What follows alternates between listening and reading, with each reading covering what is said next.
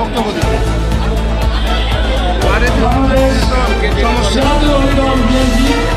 এই যে আমার এখন কি বললো সে ওই আপনাকে কথা বলেন জনাব তারেক রহমানের রাষ্ট্র মেরামতের 31 দফা কর্মসূচি বাস্তবায়নের লক্ষ্যে আজকের এই কর্মশালার সম্মানিত সভাপতি ঢাকা মহানগর দক্ষিণ বিএনপির সংগ্রামী আহ্বায়ক রাজপথের লড়াকু সৈনিক বারবার কারানির্যাতিত নেতা জনাব রফিকুল নজরুল আমাদের মাঝে উপস্থিত রয়েছেন। আজকে এই 31 দফা আমাদের মাঝে যিনি উপস্থাপন করবেন আজকে প্রধান অতিথি আমি কিন্তু সবারই বলছি জনতার মেয়র বিএনপির আন্তর্জাতিক বিষয়ক কমিটির সম্মানিত সদস্য বীর মুক্তিযোদ্ধা সাদেক হোসেন খোকা ভাইয়ের সুযোগ্য সন্তান জনাব ইঞ্জিনিয়ার ইসরাক হোসেন মঞ্চে উপস্থিত আছেন। আমাদের আজকে সঞ্চালক ঢাকা মহানগর দক্ষিণ বিএনপির সংগ্রামী জননেতা জনাব তানভীর আহমেদ রবিন, যিনি আমাদের বিএনপির ঢাকা মহানগরীর রাজনীতিকে গতিশীল করেছেন। আমাদের মাঝে আরো উপস্থিত রয়েছেন আমাদের ঢাকা মহানগর বিএনপির সম্মানিত যুগ্ম আহ্বায়ক সাবেক কাউন্সিলর জনাব হারুনুর রশিদ হারুন, মঞ্চে উপস্থিত আছেন আমাদের সাবেক আমাদের ঢাকা মহানগর দক্ষিণের যুগ্ম আহ্বায়ক সংগ্রামী নেতা বক্তৃতা না দুইটা এক সবই আপনি বলবেন জনাব বক্তব্যটা দেবো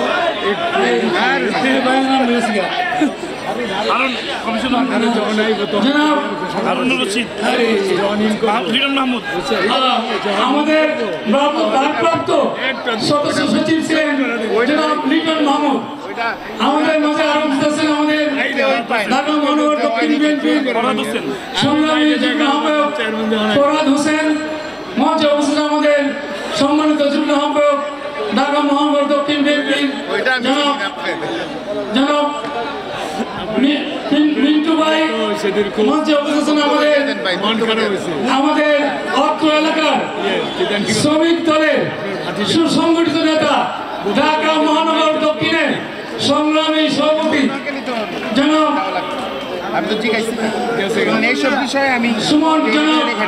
সুমন ভূঁইয়া, মঞ্চে উপস্থিত আমাদের ঢাকা মহানগর দক্ষিণের আরো অঙ্গ সংগঠনের নেতৃবৃন্দ, ঢাকা মহানগর দক্ষিণের সংগ্রামী সদস্যগণ, সম্মানিত সদস্যগণ, কোতোয়ালি থানার সংগ্রামী সাবেক কমিটির সংগ্রামী নেতৃবৃন্দ এবং আমার বিভিন্ন অঙ্গ সংগঠনের সংগ্রামী ভাইয়েরা, আসসালামু আলাইকুম।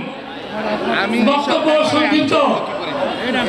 আমি শুধু এই 31 দফার একটি বিষয়ে আলোচনা করতে চাই, সেটি হলো যে আমাদের নেতা শহীদ প্রেসিডেন্ট জিয়া রহমান তৎকালীন সময়ে এই দেশের প্রয়োজনে 19 দফা কর্মসূচি ঘোষণা করেছিলেন।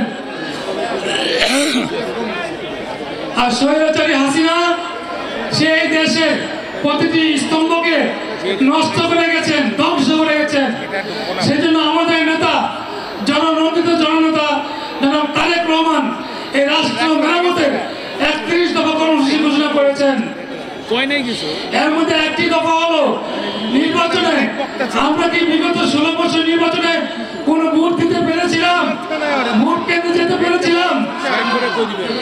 এই নির্বাচন কমিশনকে ঢেলে সাজাতে হবে যাতে আমার ভোট আমি দিব, যাকে খুশি তাকে দিব।